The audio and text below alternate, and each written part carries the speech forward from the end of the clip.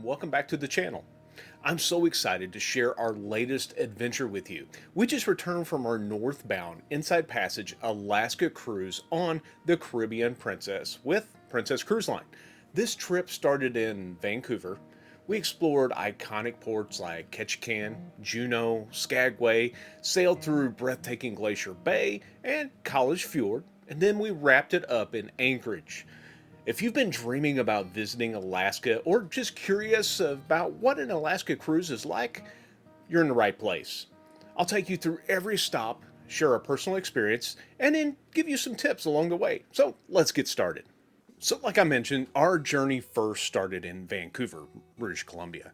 If you've never been, this is a city worth exploring. They have so much history and culture to offer. If you have a chance, I would definitely recommend coming in a day or two early. It's a great way to relax and ease into your Alaska cruise adventure while still getting a chance to explore the city. Once we set sail, our first stop was Ketchikan. This is known as the salmon capital of the world and is famous for its native Alaskan culture and all of its beautiful totem poles. We booked a private excursion, and it was an amazing way to learn the history of the town. We saw smaller waterfalls, explored Saxman Village, which is their totem park, and heard stories behind each pole, which made it all so much more meaningful. We also had to go visit Creek Street, which is one of those spots that you just kind of see all over the internet. It's a historic boardwalk built over the water, and it was used as a red light district back in the Gold Rush era. You can still see places like Dolly's house that look exactly like it did back in that time. So this is the salmon walk that you can go on and see where the salmon spawn. Unfortunately, that doesn't really happen until about July, and we're here May, beginning of June. So if you're here at that time, make sure you come over here and see the salmon walk and see them spawn. After exploring, we had some time to stop and enjoy the town before headed back to the ship. It's a little chilly today here, but if you come in the summertime or when it's warmer weather, this might be a great spot just to come hang out, maybe, grab a picnic or just relax for a little bit. I mean, because you can't beat the scenery behind me. And it's a beach, but it's not the type of beach that you think of in the Caribbean, that's for sure. I don't know if it's cool or kind of freaky, but the entire streets of Ketchikan that's up here next to the waterfront are built on these pylons. Everything is held up, even over here with the street, are held up with these pylons. The next day, we arrived in Juneau, which is Alaska's second largest city. Fun fact, you can only get to Juneau by boat or plane. There's no roads to connect it to the rest of the state. We had a couple excursions planned in Juneau. We were going to go whale watching and then go visit Mendenhall Glacier and Nugget Falls. Unfortunately, the whale watching was canceled. However, we still got to go visit Nugget Falls and Mendenhall Glacier. Nugget Falls is breathtaking.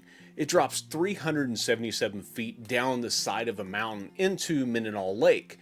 This is amazing. I mean, look at this waterfall here, and then back behind it, I don't know if you can see it over there in that corner, there's a glacier. I'll have to probably get another angle to get that for you. Over in that peak area right there in that little valley, that's a glacier there. You can actually see it better from back upstream towards the visitor center. If you are coming here to Nugget Falls area, you have to come back here if you're coming to see Mendenhall Glacier. That way you can come back and see Nugget Falls as well. You can hike right up to the falls, and just standing there with that view was so incredible. Here's a little inside tip for you. If you are going to go visit Mendenhall Glacier and Nugget Falls and you want to see both of them, make sure that your excursion has at least an hour and a half to 2 hours there, because Nugget Falls, to get back to it, it's about a 2-mile hike round trip, and it's going to take a while to do both. So make sure that you have plenty of time if this is something you want to see. After spending some time at the glacier, we headed back to town to explore. Juneau has a lot of charm, and if you're hungry, I highly recommend the Twisted Fish, which is located over near the port. I had a salmon that was on a cedar plank, and it was one of the best meals of the trip, hands down. We also stopped by the Red Dog Saloon, which has been around since 1905. It's a fun spot and filled with history, and it's just a great place to go grab a drink if you would like. The next day, we went to Skagway. We had a big day planned. Well, a big day full of puppies and dogs, anyway, and of course, beautiful scenery. We went dog sledding up on a mountain, and it took this big, massive four-wheel drive vehicle to take us 900 feet up the side of this mountain to get to where the dogs were. This isn't the typical dog sledding that you're probably thinking of, like on the snow. These are training carts with wheels, and they're used to keep the dogs in shape during the off season. So we got to go meet the dogs, learn about their training, and even play with all the cute little puppies. That was definitely a highlight, especially for my daughter.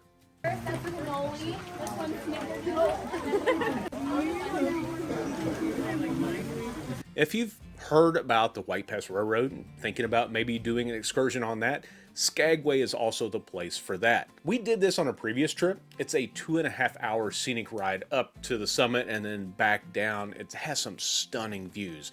So because we did it before, we did not do it this time. After the dog sledding, we explored the town, grabbed a bite at the Skagway Brewing Company, which has been around since 1897, visited the Red Onion Saloon that opened back in 1898, and had a beer at the Klondike Brewing Company. I have to tell you, if you're just looking for a great beer, we had a few around there. Klondike Brewing, spot on. Some of the best beer that I've had in Alaska. And unfortunately, they don't serve food there, so if you want some food, eat before you go, but they have some fantastic beer. After Skagway, we sailed into Glacier Bay National Park, and this is a day you don't want to miss.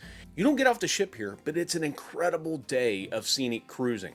Princess brings aboard the National Park Rangers and naturalists, and they share stories about the glaciers, the wildlife, and the history of the area as you sail through it. They even announce what you're seeing over the ship's intercom, which makes the whole experience even more meaningful.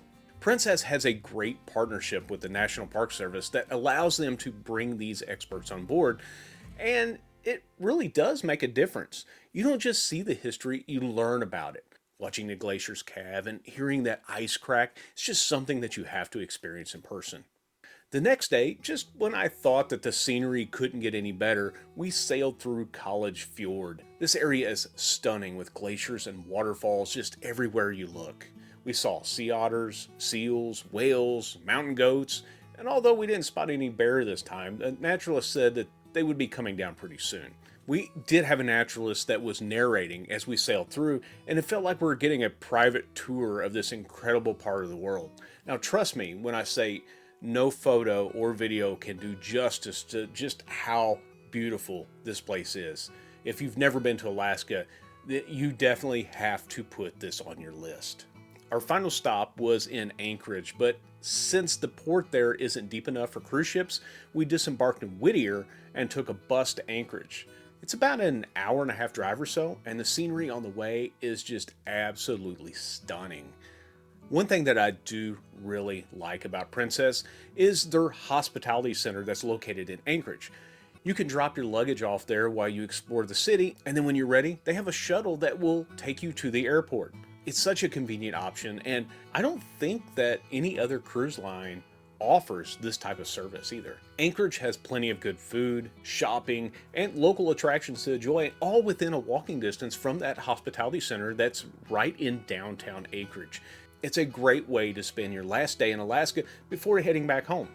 That about wraps up our Alaskan adventure on the Caribbean Princess. I hope that this gave you a good idea about what Alaska cruise is like and maybe even inspired you to start planning your own trip. If you enjoyed this video, please hit that like and subscribe button and ring that bell so you don't miss any of our future adventures. And as always, keep wondering, exploring, and discovering.